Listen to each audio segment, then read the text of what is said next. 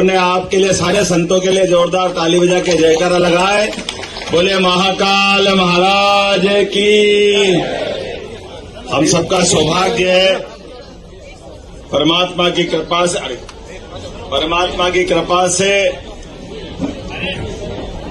यशस्वी प्रधानमंत्री नरेंद्र मोदी जी ने दिल्ली में शपथ ली और उसके पहले मध्य प्रदेश में उन्होंने उज्जैन को आशीर्वाद दिया। इसलिए हाथ जोड़ के सभी देवी देवताओं को प्रणाम करता हूं और उनके प्रति आभार भी मानता हूं। और खास करके हमारे यहाँ ये संयुक्त राष्ट्र संघ के तत्वावधान में एक एक दिन अलग अलग प्रकार से चेतना के लिए जो जागृति की दृष्टि से भी बनाते हैं। जैसे पर्यावरण दिवस 5 जून को है, तो हमने निर्णय किया कि 5 जून से लगा करके पर्यावरण की अगर बात करेंगे तो वो तो गंगा दशमी तक चलना चाहिए। जल की बात करेंगे तो जल के लिए पूरा अभियान। मुझे इस बात की प्रसन्नता है कि लगभग 55 जिलों में सभी तहसील, सभी पंचायत, सभी गांवों के अंदर समान रूप से जल गंगा अभियान के माध्यम से जल रचनाओं को लेकर के जल देवताओं के माध्यम से वरुण देवताओं को हम प्रणाम कर रहे हैं। और ये हमारी संस्कृति की खूबसूरती है, विशेषता है कि हम अपने 5 प्रमुख तत्वों के जिसके भरोसे से हमारा शरीर बनता है। यत् पिंडे तत् ब्रह्मांडे, जैसा हमारा पिंड है यही ब्रह्मांड है। इसलिए इस ब्रह्मांड की रचना को नमन करने के लिए, हमारे पिंड की रचना को समझने के लिए, परमात्मा की रचना को समझने के लिए ये 5 तत्वों से बाहर कुछ नहीं है। मुझे इस बात की प्रसन्नता है सभी तीर्थों में, तीर्थ अवंतिका तीर्थ जो तिलवर बड़ा है, हमारे लिए और सौभाग्य की बात है। बाबा महाकाल के कारण से ये उज्जैन की अलौकिक आभा और बढ़ती है। लेकिन माँ की खूबसूरती से, माँ क्षिप्रा जी के कारण से 33 करोड़ देवी देवता इसके किनारे वास करते हैं। ये हमारे लिए सौभाग्यदायी है, फलदायी, आशीर्वाद देनी माँ क्षिप्रा। बोले क्षिप्रे महारानी की। और काल के प्रवाह में कई सारी जलराशियां, कई सारी नदियों के प्रवाह से इसकी गति अत्यंत तीव्र होती थी।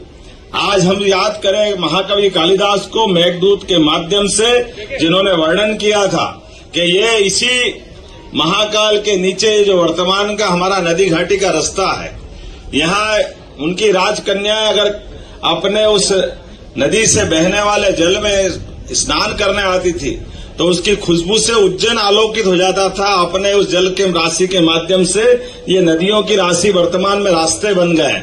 ऐसी एक के बाद एक 11 नदियां इस क्षिप्रा के अंदर यहीं आकर के अलग अलग प्रकार से अपने आप को क्षिप्रा जी के प्रवाह को बढ़ाने के लिए स्वयं को विसर्जित कर करके उसको प्रवाह बढ़ाती थी।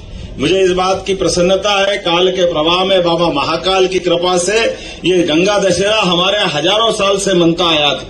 लेकिन इस गंगा दशहरे की खूबसूरती बढ़ाने के लिए, इस आनंद को और आगे 4 चांद लगाने के लिए पिछले सिंहस्थ 2004 में हमारे आचार्य महामंडलेश्वर काशनी आश्रम के गुरु शरणानंद जी महाराज ने कहा था कि यहाँ हमको चुनरी उत्सव करना चाहिए। और मुझे इस बात की प्रसन्नता के संतों की आज्ञा हमारे लिए हुक्म के बराबर है। उनके निर्देश के आधार पर, और ये सारे संतों के लिए जोरदार ताली बजा, उनके प्रतीकात्मक रूप से आप सब हर साल आशीर्वाद देते हैं। हमारे महंत रामेश्वर दास जी महाराज तो इस आयोजन समिति के अध्यक्ष हैं और हमारे लिए माँ का कैसा आशीर्वाद है। इधर मुख्यमंत्री बन गए, इधर बाबा बाल योगी महाराज साहब अपने सांसद बन गए, एक सांसद आपने निर्वाचित कर दिए।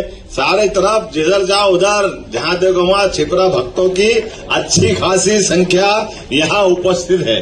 और मैं उम्मीद करता हूँ 29 की 29, अब मैं 29 ने 430 सब बताऊंगा लेकिन ये बात सही है, भगवान की दया है। ये कई जन्मों के पुण्य से आदमी अपने हाथ में जन्म लेकर के आने के लिए भी उसके हाथ में कुछ नहीं होता है, परमात्मा की कृपा चाहिए। और जन्म भी अगर होना है तो भारत में हो, ये और भाग्य चाहिए।